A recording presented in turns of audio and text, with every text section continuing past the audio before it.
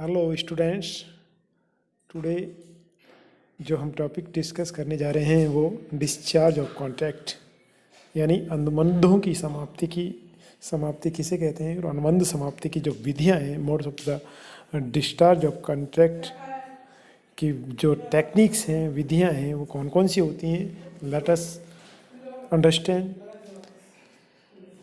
First, we discuss the discharge, meaning the discharge of contracts. Discharge of a contract means termination of contractual relation between the parties of the contract. यानी कि पक्षकारों के बीच में जो contractual relation है, अनुबंधात्मक जो संबंध है, उनको खत्म करना या उनकी समाप्ति करना ही डिस्चार्ज ऑफ कॉन्ट्रैक्ट या अनुबंधों की समाप्ति या अनुबंधों का खत्म करना कहलाता है। तो let us understand about the what are the modes of discharge of the contract.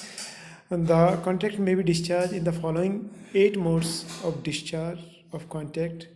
Discuss as follows. Number 1, discharge by performance, या कह सकते हैं निष्पादन के द्वारा अनुबंधों की समाप्ति। इसके अलावा नेक्स्ट सेकंड वन है discharge by the mutual consent of और एग्रीमेंट, यानी कि पारस्परिक ठहराव द्वारा अनुबंधों की समाप्ति। Third one discharge of a contract by lapse of A time, या हम कह सकते हैं अवधि समाप्त होने पर अनुबंधों की समाप्ति।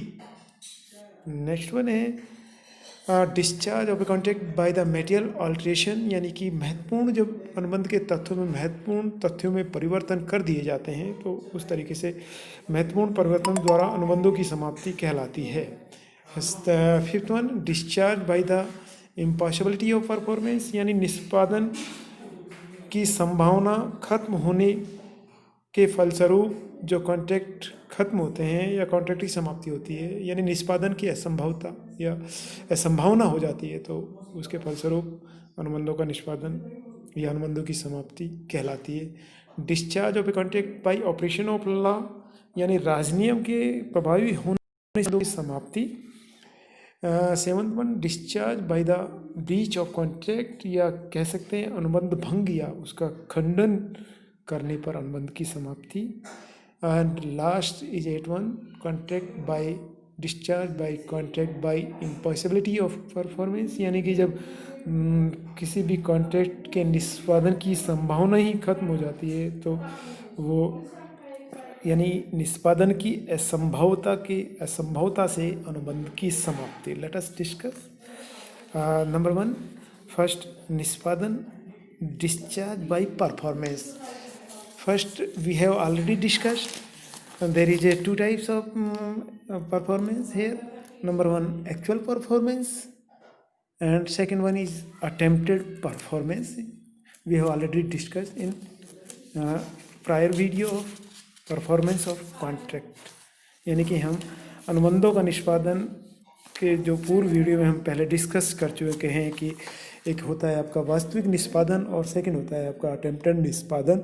वास्तविक निष्पादन में जो पक्षकारों के द्वारा है, कॉन्ट्रैक्ट की जो पार्टीज हैं उनके द्वारा अपने अपने प्रोमिसेस का निष्पादन या परफॉर्मेंस या उनका एग्जीक्यूशन किया जाता है, और उसके बाद में दोनों के जो कमिटमेंट हैं और उनके जो लायबिलिटीज़ या उनके अथॉरिटीज़ जो प्राप्त होती है उनके द्वारा अथॉरिटीज अधिकार और दायित्वों को पूरा कर दिया जाता है, तो वो होता है आपका discharge by performance.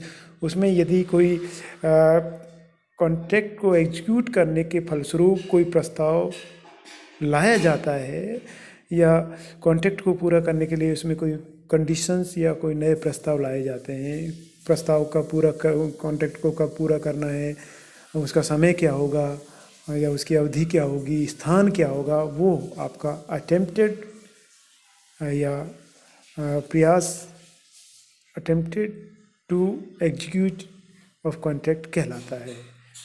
The second is important for the examination point of view, discharge by a mutual consent, या हम कह सकते हैं पारस्परिक ठहराव द्वारा समाप्ति, यानी सेक्शन 262 में मेंशन्ड है यदि कॉन्ट्रैक्ट के पार्टीज उसके स्थान पर, यानी पूर्व में जो कॉन्ट्रैक्ट है उसके स्थान पर किसी नवीन कॉन्ट्रैक्ट या न्यू कॉन्ट्रैक्ट को रिप्लेस कर देते हैं तो पुराने कॉन्ट्रैक्ट से उन्हें छुटकारा मिल जाता है या वो पहले सहमत हो जाते हैं। They are agreed upon a new contract by replacing the old contract, यानी तो मुख्य अनुबंध के निष्पादन की आवश्यकता नहीं पड़ती, यानी कि मेन जो पहले उनके पास बीच में जो ओल्ड कॉन्ट्रैक्ट था वो रिप्लेस हो जाएगा नए कॉन्ट्रैक्ट से, और उस स्थिति में ओल्ड कॉन्ट्रैक्ट या पुराने अनुबंध के निष्पादन की यहाँ ज़रूरत नहीं होती। तो there are some modes of the execution और there are some criteria for discharging by the mutual consent, that is number 1 novation, नवीनीकरण के द्वारा, यानी कि द टर्म्स ऑफ, जिसमें सामान्य शब्दों में नवीनीकरण से हास्य वर्तमान तथा मौलिक अनुबंध के स्थान पर या उसे समाप्त कर किसी नवीन वैध अनुबंध के निर्माण करने से यहाँ होता है। जैसे for example A out ₹100 to B, यानी ए ने बी से 100 रुपये उधार लिए और बी ने सी से 100 रुपये उधार लिए। तो इस केसेज में ए बी सी तीनों पक्षकार राजी हो जाते हैं कि ए है वो सीधा सी को भुगतान करेगा। तो ये दैट इज ए नोवेशन, जिसमें कुछ जो ओल्ड कॉन्ट्रैक्ट है उसमें कुछ परिवर्तन कर दिए जाते हैं पक्षकारों के द्वारा। नवीन एक कॉन्ट्रैक्ट, थर्ड कॉन्ट्रैक्ट एक उसके बीच में एस्टेब्लिश हो जाता है, यानी ए और बी के बीच में कॉन्ट्रैक्ट हुआ और बी और सी के बीच में कॉन्ट्रैक्ट हुआ। अब जो नया कॉन्ट्रैक्ट हो रहा है वो तीनों के बीच में हो रहा है, और ये कॉन्ट्रैक्ट है कि जो ए यानी कि बी से पैसे मांगता है और बी सी से मांगता है। तो इसमें नए कॉन्ट्रैक्ट में ये है कि सी सीधे ए को जो 100 रुपये उधार लिए हैं उनका भुगतान करेगा।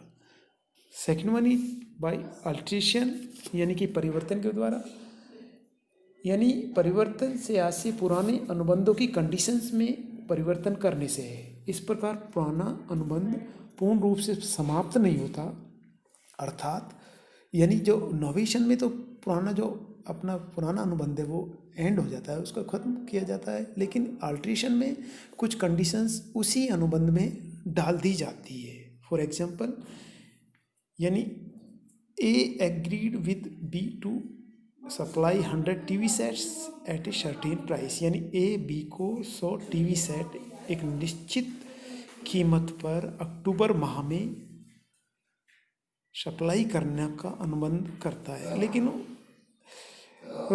सब्सिक्वेंटली ए और बी कुछ समय पश्चात ए और बी म्यूचुअल एग्रीज हो जाते हैं that the supply can be made by the end of November, यानी अक्टूबर के स्थान पर अब सप्लाई जो कंडीशन थी अक्टूबर में सप्लाई टीवी सेट सप्लाई करने की, वो नवंबर में की जाएगी।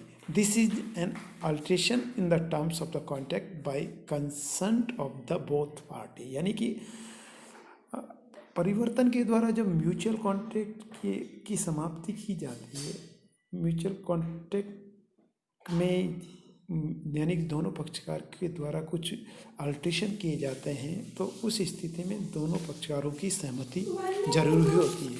इसके बाद नेक्स्ट है रिमिशन, अधिकार त्याग द्वारा या यानी अपने राइट्स या अधिकार को त्याग करते हुए अनुबंधों की समाप्ति, यानी 63 में प्रोविजन है कि प्रत्येक वचन ग्रहीता वचन के निष्पादन का पूर्ण रूप से अथवा आंशिक रूप से परित्याग कर सकता है। यानी remission means the acceptance by the promisee of a lesser sum that what was contractor for or a lesser fulfilment of the promise more. For example, यानी ए और बी ₹5,000 एंड यानी ए बी से 5,000 रुपये लेता है, ए page to 2,000, यानी ए जबकि B को 5,000 के स्थान पर 2,000 पे करता है। तो इस स्थिति में यदि बी उस 2,000 रुपये को प्राप्त करने पर सेटिस्फाई हो जाता है, एक्सेप्ट कर लेता है, तो उस स्थिति में जो होल कॉन्ट्रैक्ट है यानी कि 5,000 के उनके बीच में जो अनुबंध जिस राशि 5,000 के लिए हुआ था वो एक तरीके से डीम्ड मान ली जाती है कि ए ने बी को संपूर्ण राशि का भुगतान कर दिया है। तो दैट इज ए रिमिशन, अधिकार त्याग द्वारा अनुबंधों की समाप्ति भी कहते हैं। Fourth one is merger